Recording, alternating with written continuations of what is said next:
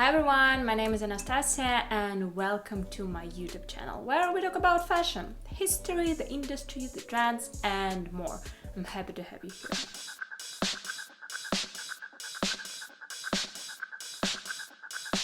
So for today's video I've decided to touch a little bit deeper on one of the hottest trends of this spring-summer, which is a dopamine dressing.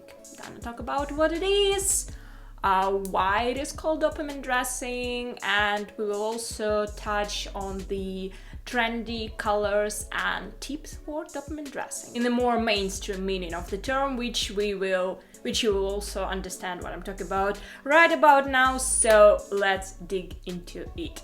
So dopamine dressing is generally an intention of dressing with a goal of boosting your mood, so that the final result, which is an outfit in our case, would trigger a dopamine boost. That's why it's called dopamine dressing. So broadly speaking, it's not just about bright colors and color blocking. It's more about colors, styles and textures, which on the personal level can trigger this dopamine release for you. Meaning that they shouldn't be bright, but they should rather have some psychological associations with anything good. Either an idea of something good, concept of good like the sun, sunshine, day on the beach, something like that. Or something tighten up to a personal good memory, like the color your mother used to dress you when you were young, something you wore on your first day of school, anything good. All in all, it must have some kind of symbolic value, and dopamine release can also be triggered by getting out of your comfort zone. However, in the more mainstream meaning of that, what people mean under dopamine dressing when they write like articles on Harper's Bazaar or on Vogue or on Elle, and they are talking about like 5 examples of dopamine dressings you should try this spring or something like that, they are usually talking about bright colors, bright prints, color blocking, prints mixing and matching, all this jazz. So since it's one of the biggest trends for spring summer 2022, I think that yes, we should speak on the trendy colors and also maybe some tips on how to incorporate them more into your wardrobe if you are planning to do so. And of course I'm gonna be giving the examples of the colors and the color blocking tips I'm talking about somewhere on the screen. So let's get into the colors. First and foremost, of course, violets. I mean, very Perry the color of the year, so it's kind of inevitable. The violet shades that are trending this spring summer are very Perry, obviously, for the whole year. Also orchid blue, it's another shade. It's more of a lilac than of a violet, and it's more user-friendly, styling-friendly, I would say. And the last one is called Dahlia. It's more vivid and it has more red in it. Very Perry is a rather difficult color because it has more red and blue undertones, and that's why it's so interesting as well. The next color is pink, and pink obsession is real. You can probably see it all over the runways, all over the stores if you are not watching runways or not into all of this jazz general. And the particular shades are bubblegum, rather playful kind of Barbie shade of pink, gossamer pink, even lighter, innuendo, it's more of a hot pink, and potpourri. This one is probably the lightest and, you know, very fresh, very not feminine, but yeah, also feminine. Coming next, blue will be huge this season, and I have lots of shades like supersonic. It's probably gonna be the most popular. It's like electric blue, you will see it everywhere. Then the cascade, it's more of an aquamarine blue, like a clear water, you know. Then we have a sponge sugar, it's a pastel, like more airy color. Then a skydiver, it's like a deep blue color. Glacier lake, my personal favorite, slightly dusty, literally gonna be looking amazing in all the garments, like dresses, suits, jeans, t-shirts, button-downs, whatever. And the last but not the least is called Harbor Blue. So it's kind of very cool shade of blue with green undertones to it. Green also states, and the wider spread shade is called the Fragile Sprute. It's almost neon-y, has some yellow in it, very bright. I think suits gonna be produced in this shade of color a lot. What else? Yellow comes back. Daffodil. It has more of a depth to it. It's literally a daffodil, like the flower shade of color, and closer to the canary, I guess. Orange is on its rise. We will see more of it next season, but for one, Pantone picked one particular shade. It is called Coral Rose. It's a very peachy, florally, orangey tone, I would say. We don't have a lot of red, basically just one shade, and it's called Valenciana. It is something in the middle of poppy and tangerine red. Yeah, something like that. I also thought I would give you some muted tones for if bright colors is not exactly your thing, but you also want to try this Dopamine Dressing with more muted shades. So we have a group of browns, like Student Brown, which is ochre goldish shade of brown.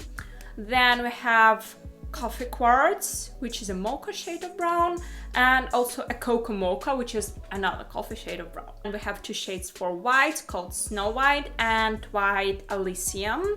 One shade of Off-White called Perfectly Pale, some pale greens, which are basil and fair green.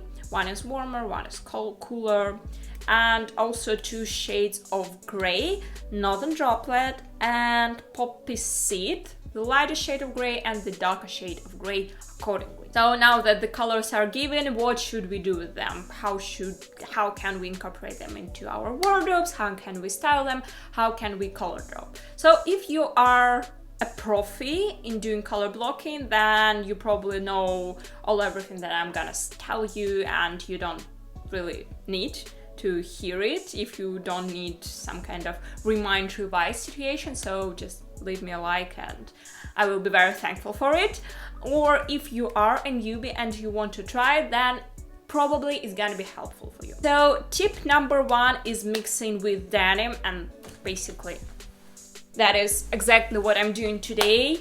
All the bright colors look great with the blue denim, like pale blue denim and darker blue denim, a bit more difficult with black and kind of grayish black colors, but with the true blue colors always looks great, always looks nice.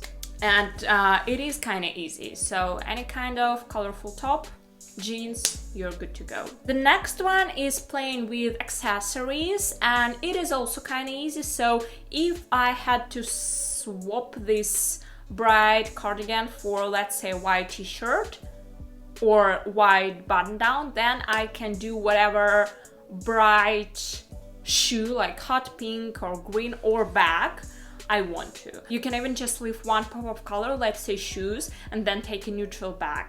It will be more safe, and probably if you are not looking for getting lots of bright colored accessories, that would make even more sense. And accessories are always easier to style than the actual clothing.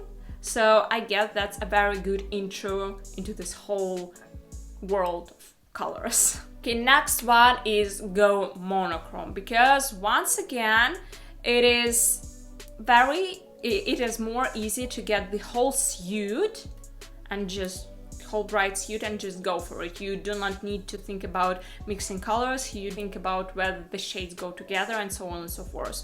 And just get the garments into one color and be good. And it's especially easy in the summer because there are lots of 2-piece sets, 3-piece sets, suits, you know what I mean. And just basically dresses. You don't need to color coordinate lots of layers like you do in the fall. The next one is basically the continuation of the previous one, and it's mixing shades of one color. So it's kind of taking monochromatic outfit to the next level and mixing, let's say, different shades of violet in one outfit. So you have, let's say, a very Paris sweater, then a lilac trouser, then also some kind of lilac-y heel, and some, I don't know, daphilia, is it how? Yeah, like daphilia bag. You are mixing colors, you're still color blocking, but it looks very subtle, and it is also kind of safe because the majority of the colors within one color group go together. And the last but not the least is use a color wheel. It is not a rule of thumb, however, I feel like it's more of getting some ideas out of it, and you can just, you know, find some very easy ways of color blocking, maybe even color blocking something you already have in your wardrobe. There are tons of schemes on the internet, there are tons of ways of doing it. Just do not feel like you're obliged to. It's just a nice option and a nice thing to look at if you are searching for new ideas, let's say it this way. Okay guys, that's gonna be it for today. Tell me in the comments below, how do you feel about this whole dopamine dressing thing? Are you planning to tap in this trend? Are you planning to avoid it? Are bright colors your thing? Are they not? And if they not, will you join it? Because I'm genuinely interested about what do you think and how are you planning to go on with your wardrobe this season, because it will also help me to kind of navigate my content, because in the end of the day I'm making it for you. What else? Oh yeah, like this video, ring the bell, subscribe to my channel if you are not subscribed, because I'm a newbie to YouTube and this will support me a whole lot. And if you're looking to see more content made by me, check out my other social media. I'm on Instagram, I'm on Telegram, I'm on TikTok, I'm on Pinterest. I will leave all the links down in the description below. And other than that, I see you next week.